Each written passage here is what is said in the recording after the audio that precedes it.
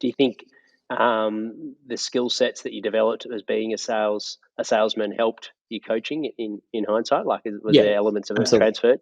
Yeah, absolutely. So I had to learn to communicate with people. That's not something that university teaches.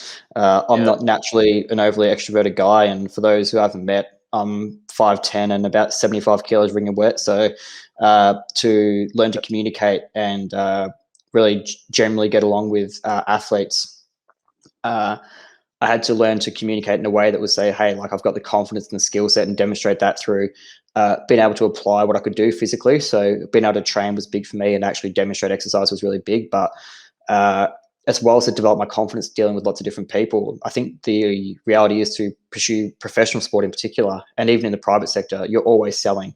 In the private sector, you're selling yourself to clients, or you're selling yourself to potential clients, or their parents, perhaps. But in the professional sector, you're actually selling yourself to stakeholders. You know, you're telling CEOs, "Hey, this is what I'm worth," or you're saying to GMs. Well, Yeah. how different was it to the Australian strength and conditioning? So they're actually in max out weeks. They were at the end of summer workouts. So for those who are not familiar with summer workouts, it's basically the culmination of the whole summer training block that they go in and max out their list. So I think the second day I was there, they maxed out their cleans. Then they maxed out the squats the day after. Then they maxed out their bench press. They did some sprint testing amongst that, and that whole week was testing. And the first week was basically load the bar up, strip the bar, warm athletes up, give them some coaching cues. But I did a lot of filming to film some workouts to film their lifts for feedback purposes. Yep. And then it was straight into fall camp. And fall camp is basically like the equivalent of an AFL preseason, but you train twice a day. They do practice session in the morning and then weights, then go back and do practice session at night, or they do weights, practice, then weights, and they flip it around, all sorts of stuff. So what was your approach? Did you go about things different? Did you pick up some different methods? Take us through. I did. And in hindsight, my approach probably wasn't the right one. I came back a little bit of a chip on my shoulder and thought I had it all figured out by that point. I sort of thought, like, I've been around AFL clubs, I've worked in American football, I've done this, I've done that. And I sort of thought I had all the answers at the age of about 27, which was really dangerous. I was at a point in my career where I thought I was good. I had the confidence that I could do my job, and I probably tried to implement a little bit too much of what really didn't work in Australian football. I came back from America and got a role at the KC Demons at the Melbourne Football Club. The reality is there's certain things that definitely could have applied, and I could have implemented them a lot better, but Australian football is a very unique sport. And I think the thing for me was at that time trying to figure out which things transferred back, which things needed to stay the same.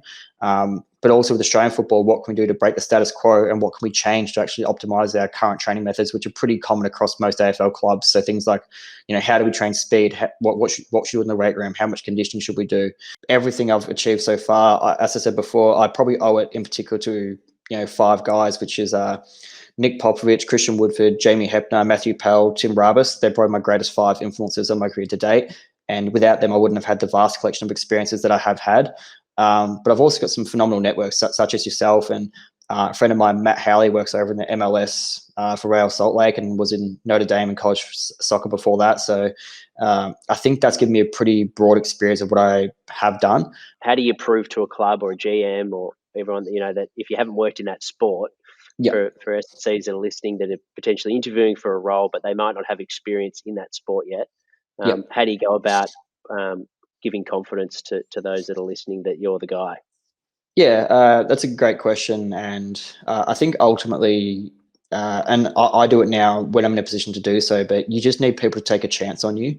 And I think for people to take a chance on you, which, as I said, everyone I mentioned before, they certainly took a chance on me. I'm sure you're the same. People taking a chance on you at some point. They can smell bullshit. So you just have to be authentic. You have to be yourself. There's no point trying to portray something you're not.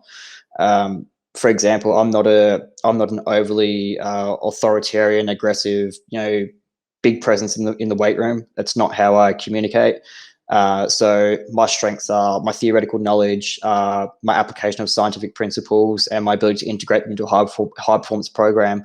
How to collaborate, all those things, that's my strength. So I know that. I've always played to that, and there's no point in me trying to be someone I'm not. Like that, working in different sports, was that a deliberate approach to hone your craft, or things? Yeah, it was. Yeah, it was absolutely. Yeah, it was definitely something that I always sort of set my mind to. And it's funny, if I actually reflected back on it, I didn't necessarily write it down, but I always knew what I wanted to achieve. And I've achieved a lot of those things to date. So I've sort of reset my goals, and I don't necessarily speak about them all that publicly. I'm a pretty private person usually. I don't have a social media account dedicated to my coaching. I don't tweet a lot. I don't use LinkedIn a lot. I certainly don't have a Coach J Facebook page or anything like that. But I know where I want my career to get to, and I surround myself with people that can help me with that. But also, as much as they help me, I need to provide value back to them where I can as well. And I think ultimately, like I said before, just being really authentic and being really genuine is important, because your relationships with your athletes and the stakeholders involved in those is basically your best reference.